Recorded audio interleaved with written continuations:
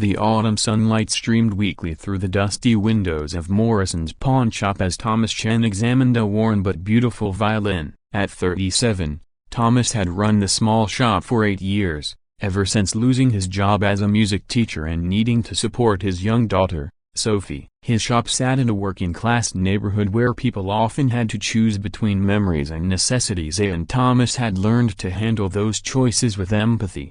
The violin's owner, Roberto Martinez, a tired but dignified janitor, stood quietly across from him. "I know it's not worth much," he said softly, touching the case as though it might vanish. "But my daughter needs new school shoes, and this is all I have left." Thomas recognized immediately that the instrument was special, a 19th-century piece, possibly German, lovingly cared for over decades. "How long have you had this?"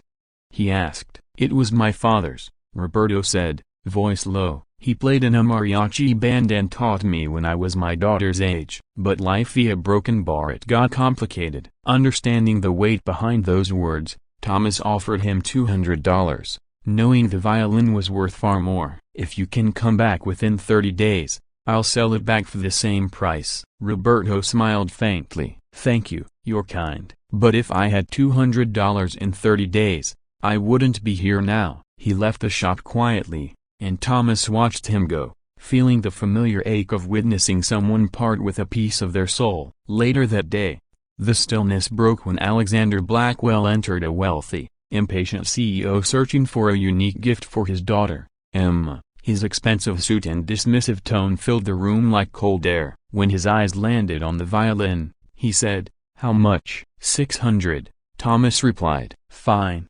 Alexander said, pulling out his wallet. "I assume it's in good condition." "It's a beautiful instrument," Thomas said. "It was loved by its previous owner." Alexander scoffed. "Let me guess, some failed musician who couldn't make rent." Thomas's jaw tightened. "A father who needed to buy shoes for his daughter." Alexander gave a dry laugh. "At least it's going from someone who couldn't afford it to someone who can appreciate it." Thomas completed the sale in silence, uneasy with how casually Alexander dismissed what had once meant so much. 3 weeks later, Alexander returned at this time with his daughter. Emma was 12, quiet but observant, her eyes full of thought. "My daughter says something's wrong with the violin," Alexander said curtly. "There's nothing wrong with it," Emma said before Thomas could answer. "It's beautiful, but when I play it a broken bar, I can feel someone else's love in it. The marks where fingers pressed, the chin rest shaped by years of music. It feels like it's missing someone." Alexander frowned.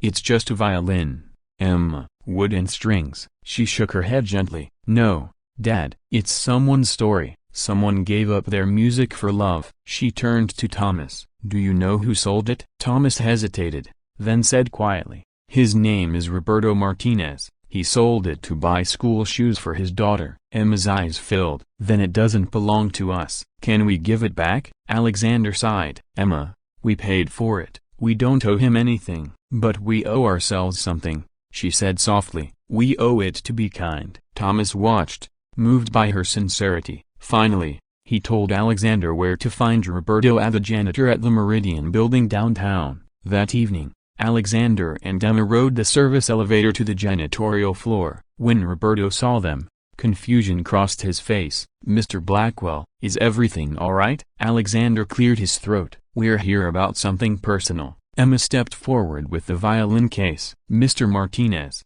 I can't keep this. It belongs to you." Roberto's eyes widened. "I can't take it back. I don't have the money." "You're not taking it back," Alexander said quietly. "We're returning it. It never should have left your family." Tears filled Roberto's eyes. Emma smiled up at her father, proud. Alexander, feeling something shift deep inside him, added, "I'd like to offer you a better position at my company, full benefits, more time with your family. You've earned it." 6 months later, Roberto's daughter, Isabella, and Emma performed a duet at the school's cultural festival. Emma played a new violin her father had bought, while Isabella played the family instrument, the same one that had once symbolized loss but now represented connection.